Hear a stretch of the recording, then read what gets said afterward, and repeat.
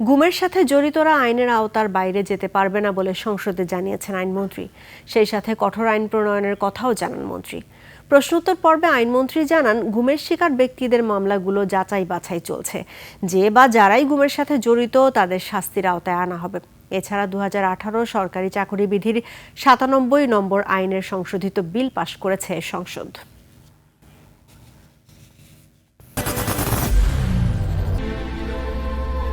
I am Ox. ICT act 1973 সালে crime against হিউম্যানিটির মধ্যে গুমের সংজ্ঞা অন্তর্ভুক্ত করেছি।